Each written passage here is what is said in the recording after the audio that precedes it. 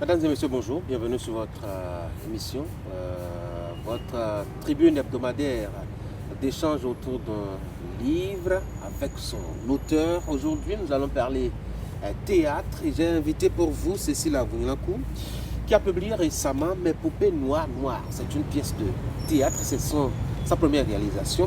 Elle est avec nous, enseignante, professeure de français. Cécile, bonjour. Bonjour. Bienvenue sur mon plateau. Oui, merci.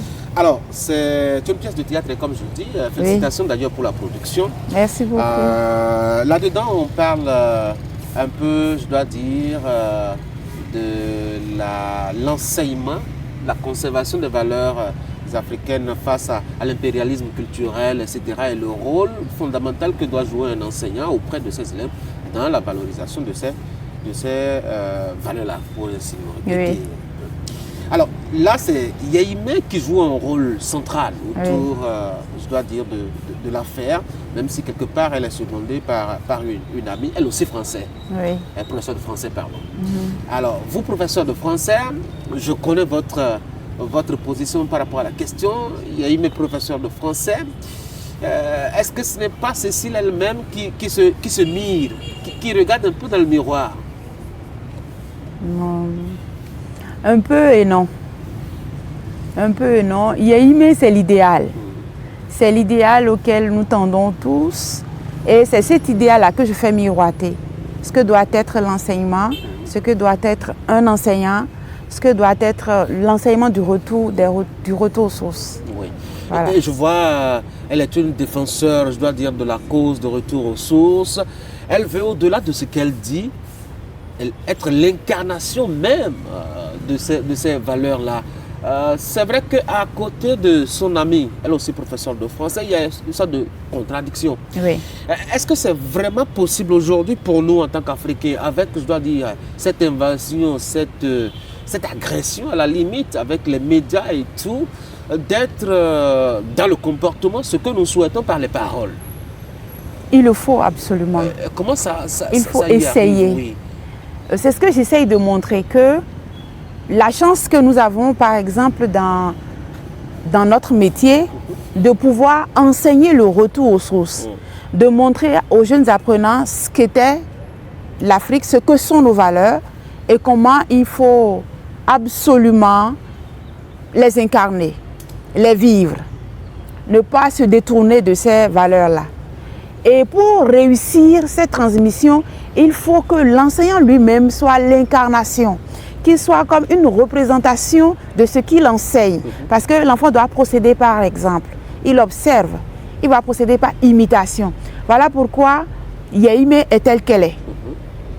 Il est vrai que Ingrid, l'autre professeur, a du mérite, mais son apparence trahit un peu, son oui. discours. Ça peut détourner le jeune. Or, l'objectif, ce n'est pas de le détourner. Côte à côte, justement, deux images presque, je ne veux pas dire contradictoires, mais où l'une est un peu affectée et l'autre presque intégrale. On va revenir sur Yéimé parce qu'elle aussi, elle présente quelques faiblesses.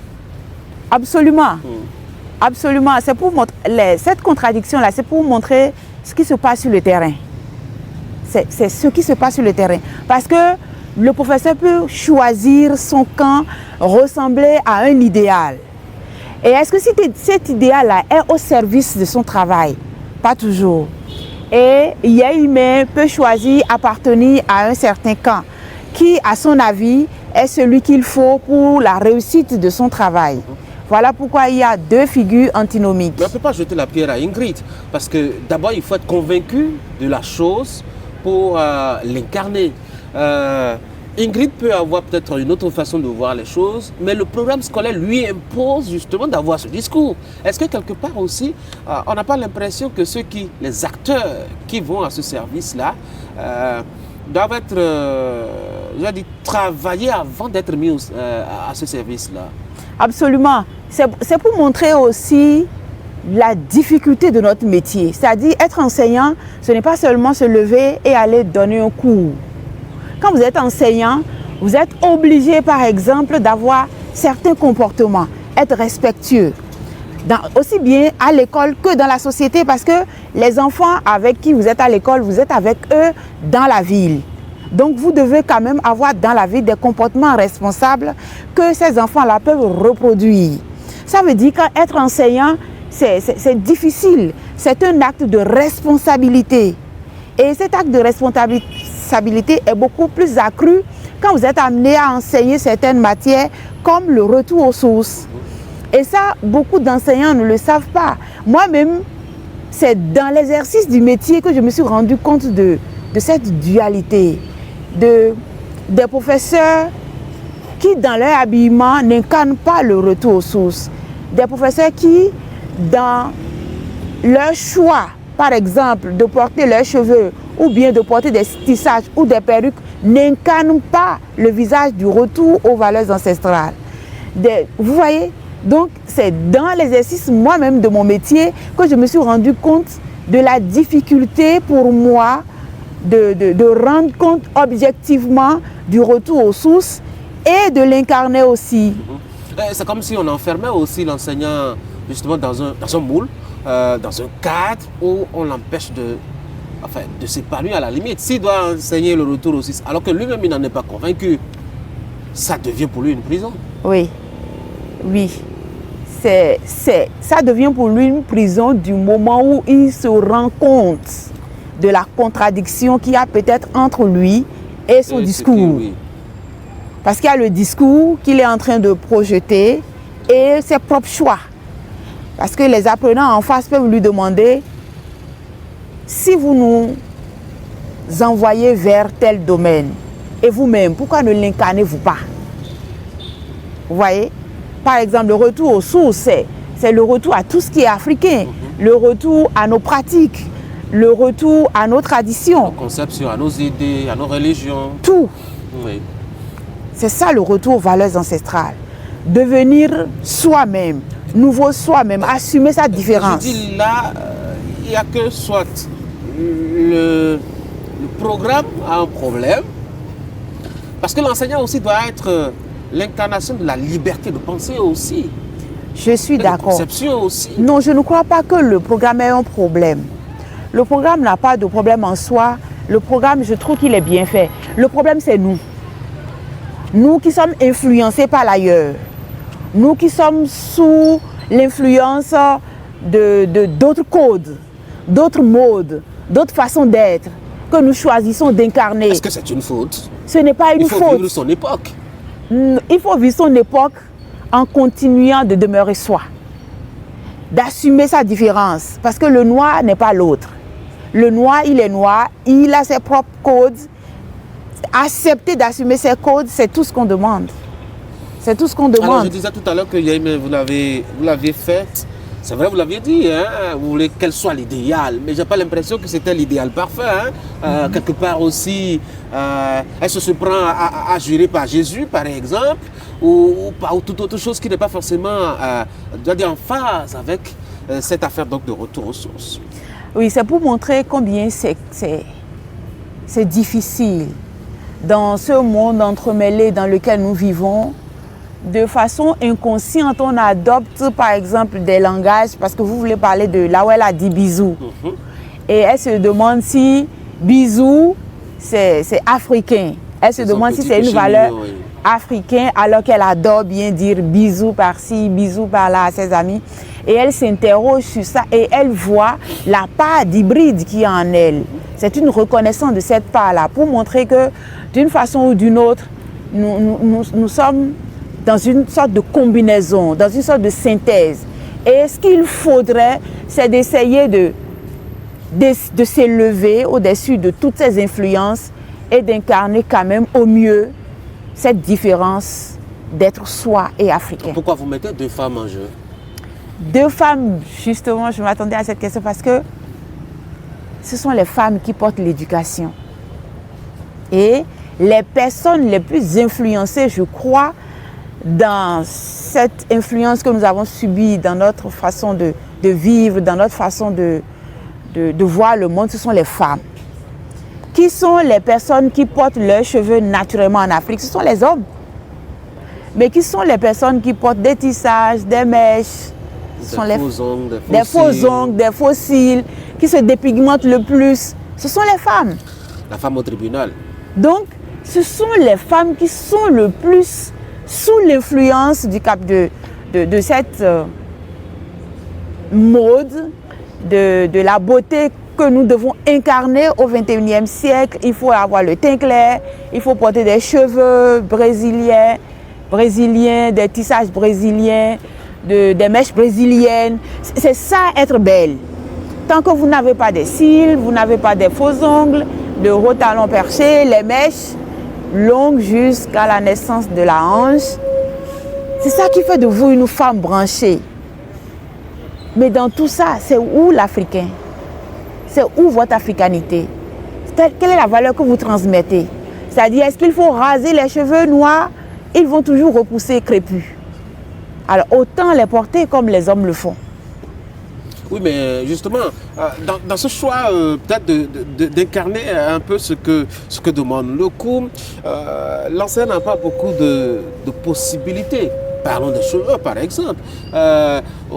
Vous l'aviez dit, on peut faire beaucoup de modèles avec les mèches et tout. Alors qu'avec les cheveux crépus, je ne crois pas qu'on ait autant de possibilités de moyens. Est-ce que ce n'est pas ça qui décide parfois aussi les femmes à peut-être s'orienter vers... Parce que pour être belle, il faut de la variété. Pour être belle, il faut être de la variété. Il faut de la variété. Mais les hommes sont beaux. Ah tiens, pas tous, hein? Les hommes sont beaux, ils ont les cheveux coupés, c'est beau. Je ne demande pas aux femmes de se couper les cheveux. Ce que je demande, c'est de ne pas renier nos cheveux. Parce que avec les perruques et les tissages, c'est comme une façon de renier une part essentielle de soi. C'est une façon de renier une part essentielle de soi. Parce que beaucoup de femmes,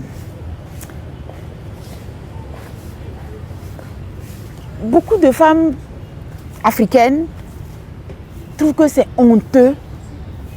Et ça, quand je le dis, c'est parce que j'ai des preuves. Je trouve que c'est honteux de porter ses cheveux crépus.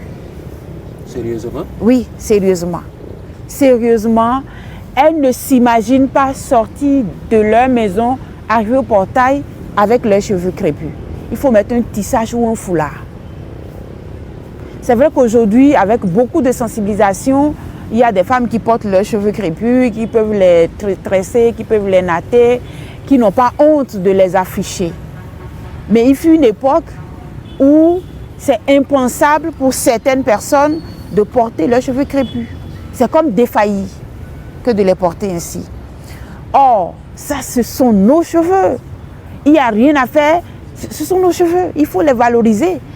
On peut les tresser, on peut les natter, on peut faire ajouter des mèches, mais les cacher ostensiblement et faire en sorte qu'on porte des cheveux de blanc avec les tissages aujourd'hui. Vous voyez, je ne sais pas si vous voyez un peu l'allure que les tissages ont pris aujourd'hui. Autrefois, on peut même se rendre compte que ce sont des tissages. Mais aujourd'hui, les techniques sont de plus en plus affinées, de telle sorte que il faut montrer que le crâne, il est bien rouge, qu'on a même des franges ici, que ce sont des cheveux, que ce sont des cheveux naturels, que le noir est devenu en quelque sorte blanc.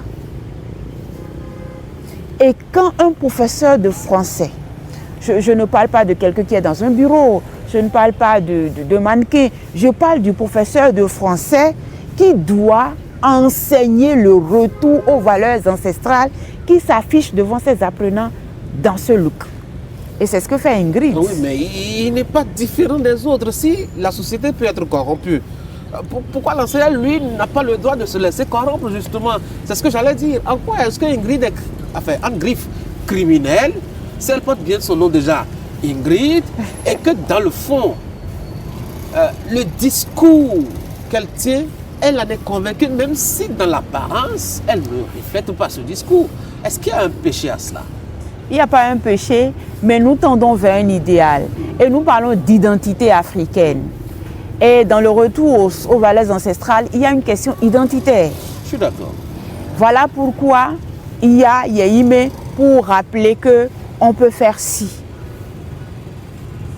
Et vous voyez très bien que finalement, les deux femmes ont eu leur diplôme. Tout à fait, oui. c'est pour ne pas verser dans le manichéisme et exclure quelqu'un, dit toi tu n'appartiens pas à notre société parce que tu as fait tel choix. Non, on ne l'exclut pas. Mais on voudrait que au-delà de son apparence, elle puisse manifester véritablement cette appartenance et amener les jeunes vers. Et pourquoi vous laissez les jeunes dames être jugées ou évaluées par des hommes? Encore que, et vous l'aviez dit, ce sont les femmes qui sont les plus exposées à cette transformation sociétale, celles qui sont les plus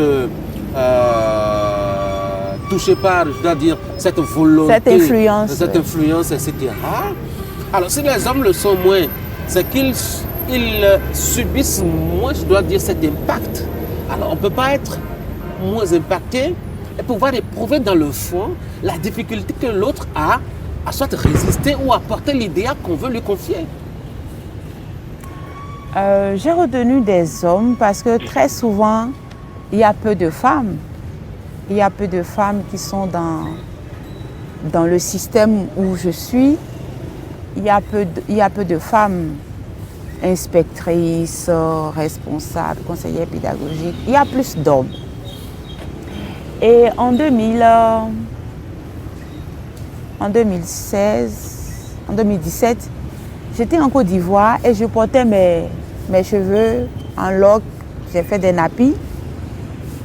Et c'était un atelier de l'International de l'éducation. Donc, c'est rien que des professeurs. Et une Ivoirienne est allée me voir pour me demander, mais Cécile, pour aller au cours, tu fais comment avec tes cheveux nappies?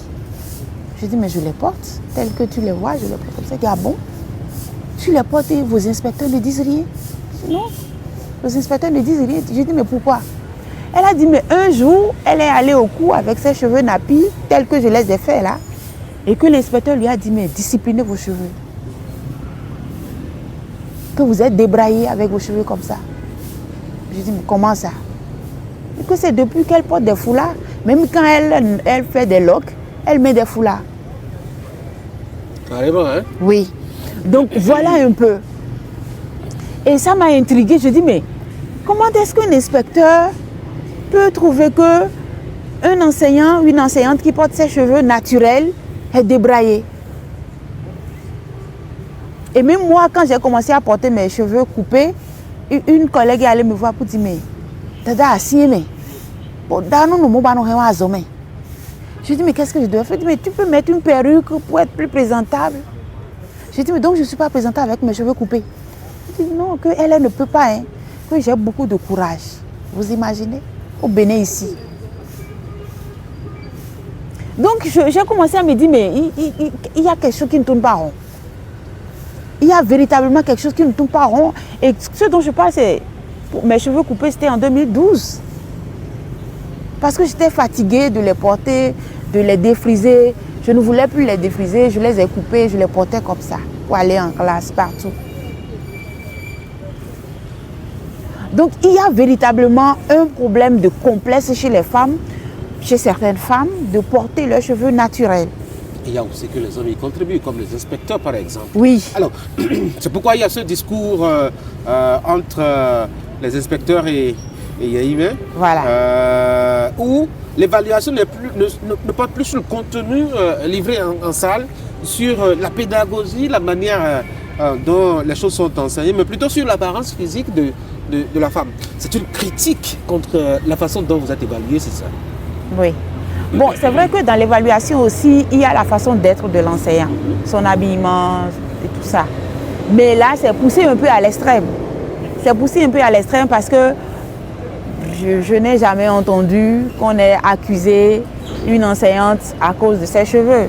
Je pense que c'est un peu poussé à l'extrême. Et aussi, c'est une façon pour l'inspecteur de titiller un peu l'enseignante, de voir jusqu'où va son engagement, son retour aux sources. C'est une règle, c'est ça. J'ai l'impression, en tout cas, en lisant ces deux inspecteurs-là, que D'ailleurs, même Ingrid a rapporté aussi son expérience, son cas. J'ai l'impression qu'il faut subir ce baptême de feu forcément pour avoir ce diplôme. Pourquoi est-ce qu'il faut être terrorisé avant d'avoir un diplôme?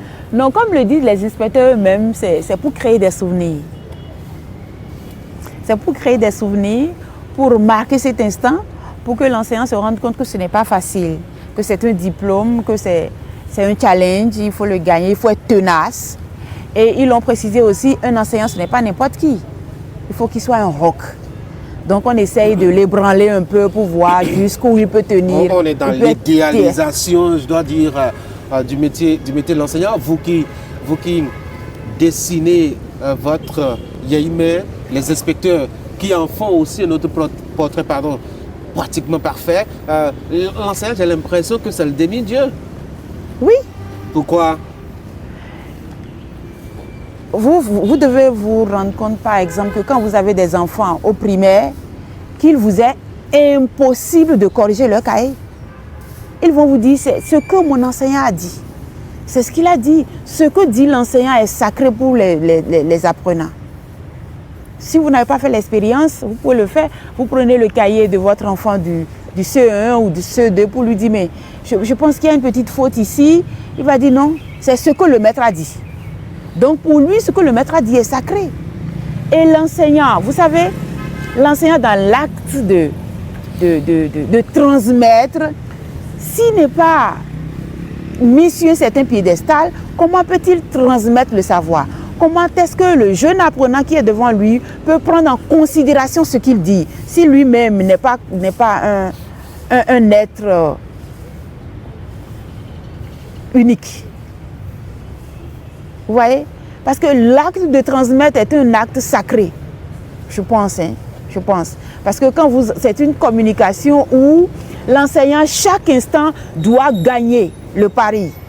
C'est un pari qu'il doit gagner, de transmettre et de s'assurer que c'est bien transmis. Est-ce qu'il conserve toujours ce pouvoir-là? Les médias semblent lui raver la vedette. La rue aussi, avec les panneaux, etc., le téléphone portable, semble lui disputer aussi ce pouvoir-là. C'est clair. Voilà pourquoi j'essaye de montrer que Yéhimé doit être le carrefour de toutes les informations, qu'elle puise ici, là-bas, pour construire le savoir, pour être au-delà du téléphone, pour être celle qui explique mieux le contenu du téléphone, parce que selon sa culture, selon ses connaissances, elle va au-delà de la simple information que l'apprenant peut recevoir. Elle peut disséquer l'information, elle peut le rendre mieux compréhensible. L'enfant peut avoir lu ici et là. C'est à l'enseignant de l'aider à construire le savoir, de retenir ce qui est essentiel, ce qui est vivable, ce qui est viable pour lui. Mais ça, c'est votre... c'est tel que vous voyez l'enseignant. Vous pensez que la société voit l'enseignant comme ça encore aujourd'hui? La société peut ne pas voir l'enseignant comme ça. Mais moi, dans mon devoir, dans le devoir qui m'est assigné de conduire des jeunes innocents vers le savoir, je dois continuer, quelle que soit la perception que la société a de moi. Même si la société pense que je suis inutile, que je ne suis rien, que je ne vaux rien, non, ça n'a pas d'incidence sur mon engagement. C'est un devoir. Moi, je trouve que c'est un devoir sacré, que d'avoir l'opportunité d'aller en contact avec des jeunes qui comptent sur vous pour acquérir le savoir. Oui, mais vous vous enfermez dans une sorte de bulle parce qu'aujourd'hui, l'image de l'enseignant est totalement dégradée. Totalement dégradée. Je suis d'accord que les gens pensent que l'enseignant, ça ne sert à rien, il est pauvre, c'est un rat d'église. Il n'empêche que moi, je pense que l'enseignant est un maillon essentiel de notre société et que tout enseignant doit prendre conscience de cette responsabilité et se dire, je suis, comment je vais dire ça? Je suis exceptionnel. Mon travail, il est exceptionnel et je dois le manifester au quotidien en m'instruisant tous les jours, en me perfectionnant tous les jours, en me mettant au service de la jeune génération, en incarnant cet idéal-là d'une personne ressource qui peut conduire à bon port le jeune qui lui est confié. Parce que quand vous êtes dans une classe, vous avez peut-être 60 élèves. que des parents, que 60 parents vous ont envoyé, sans vous connaître, sans vous avoir jamais vu. Ils vous ont fait confiance. Ils vous envoient chaque matin, ils réveillent les enfants, ils les obligent à aller vers vous. Vous avez un devoir, parce que ces parents-là comptent sur vous. Sans vous avoir vu, sans vous connaître, ils comptent sur vous. Ils savent que vous allez instruire leurs enfants, ils deviendront quelqu'un de bien. Ils vont réussir. Grâce à votre travail, ils vont réussir. Alors, si vous-même, vous ne prenez pas conscience de cette grande responsabilité, de cette immense charge qui pèse sur vous, c'est que quelque part, vous n'êtes pas sérieux avec vous-même. Alors, une question de curiosité maintenant. Alors, tout le monde est enseignant de français hein, dans le bouquin, que ce soit inspecteur ou candidate à l'examen du CAPES. Comme si ce rôle, cet idéal que vous décrivez chez l'enseignant, ne doit être porté que par un enseignant de français. Non. Cet idéal n'est pas seulement porté par un enseignant de français, mais la spécificité de l'enseignant de français, c'est parce que déjà, en tant qu'enseignant de français, vous êtes extraverti. Comment ça? Oui, l'enseignant de français qui fait la promotion de langue du colonisateur. Vous n'êtes pas sans savoir que la langue est porteur de civilisation. Et c'est justement là où il est très... Il est contradictoire, pour l'enseignant de français d'être à la fois... dire retour à la source pendant qu'il parle la langue d'autrui. C'est une contradiction, je suis d'accord. Voilà pourquoi, pour compenser la contradiction, il faut que l'enseignant de français, malgré ça, utilise la langue de l'autre pour installer ses propres valeurs. C'est ça. Ça dit, être enseignant de français, c'est douloureux. C'est douloureux d'aller dans une classe du matin au soir, forcer, obliger ses frères à parler la langue du colonisateur. C'est douloureux. Voilà pourquoi il faut utiliser cette langue-là pour installer des valeurs de chez nous, pour parler... Ça doit être un travail à la fois délicat, difficile, contraignant, parce qu'une langue, c'est une charge culturelle, c'est une charge émotionnelle, etc. Oui. On porte une charge émotionnelle extérieure ou étrangère, voilà le mot, pour installer des charges traditionnelles qui pratiquement sont oubliées, qui pratiquement sont à la limite délaissées. Détestées. C'est un travail vraiment d'Hercule. Hein. Oui.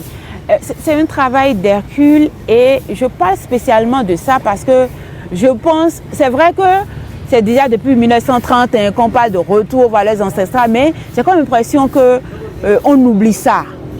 Et j'écris dans cet ouvrage au droit à la différence. Oui, nous sommes noirs, nous sommes différents, nous ne sommes pas les autres et il faut le répéter au quotidien. Donc moi j'aime spécialement ce cours, j'adore ce cours. Ah oui? Oui, le cours sur la négritude, ce petit cours sur la négritude. Cette année, je me suis sentie offensée quand ils ont diminué leur attribué à ce cours. Et j'ai dit au CP, je dis, mais vous allez vraiment m'excuser, mais moi, je ne pourrais pas faire ce cours dans ce créneau-là. Je prends mon temps, j'en parle, je fais lire des tests, je le leur rappelle. Même le simple fait de vous réveiller le matin, de vous agenouiller pour dire bonjour père, c'est un rituel. Il faut continuer à le faire tous les jours.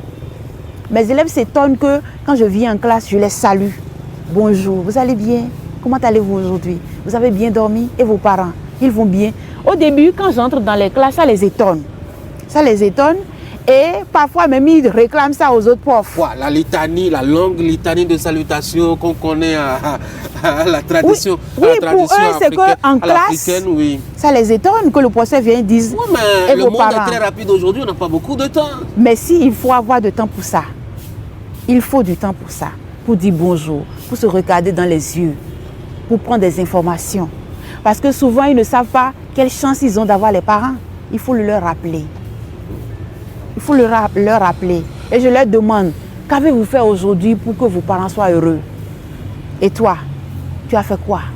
Tu as fait la vaisselle? Tu as balayé? Tu as refait le lit de ton père? Qu'as-tu fait d'utile pour lui? Ils se demandent, mais... Je dis, mais oui. Allez, rapidement, une question. Hein. C'est une pièce de théâtre. Vous avez pensé à la mise en scène? Parce que j'ai beaucoup de lieux, j'ai beaucoup de temps, de moments, etc. De sorte que ça ne respecte plus. Bon, c'est vrai que ce n'est pas une innovation toute nouvelle. Ne respecte plus les principes qu'on connaît au théâtre. Vous pensez véritablement qu'on peut mettre ça sur les planches? C'est déjà fait. Déjà. Oui. Et ça s'est passé comment? Très bien. Le 7, au lancement, il y a eu en même temps la mise en scène parce que c'est le CCRI qui a aidé parce que le livre, oui. En fait, c'est un concours, j'ai participé au concours du CCRI, un appel à test, et mon test a été retenu. Donc j'ai bénéficié d'une résidence du CCRI pendant 2 semaines à Ouidah.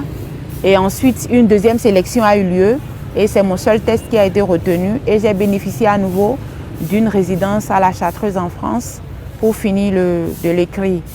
Donc, pendant la foire internationale du patrimoine et du livre, c'est pendant la foire que le livre a été lancé et la pièce a été mise en scène en même temps le même jour. Vous avez reconnu votre test?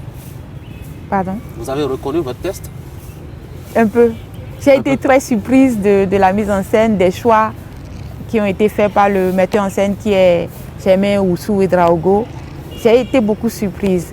Et là, lui, il n'a pas retenu que d'hommes pour le membre du jury. Pour l'évaluation. Il y avait une femme. Et elle a joué quel rôle? Elle était plus terrible même que l'inspecteur. Oui, il paraît que les femmes sont dures avec les femmes. Oui, c'était Adam. Elle a joué le rôle de Adam. Ok. Et elle était infernale. Mais ici, Adam est relativement soumis à son supérieur. Oui. Il n'est pas aussi exigeant que ça. Il suit en tout cas. Il suit le mouvement parce qu'il ne veut pas contredire l'inspecteur. Oui. Il veut mériter sa paye tranquillement, vivre sa vie tranquillement. J'ai l'impression que c'est des dieux, hein, les inspecteurs. Oui. On ne touche pas trop à eux là. Non, pas trop. Ah ouais. Merci beaucoup Cécile. Merci. Encore une fois, félicitations hein, pour. Merci. C'est un très bon bouquet. Merci. Il est très intéressant aussi. Merci beaucoup. Je vous souhaite beaucoup de courage. Merci. Bonne chance. Merci. Mesdames et messieurs, c'est la fin de cette émission. Merci beaucoup de l'avoir suivi. On avait reçu Cécile Aboulinakou avec sa pièce de théâtre, Mes poupées noires, paru récemment. Encore une fois, merci d'être resté à notre compagnie. Vous passez un excellent week-end en compagnie des programmes de Canal 3 Bénin. On va se donner rendez-vous pour samedi prochain, dès qu'il va être 11h. Portez-vous bien.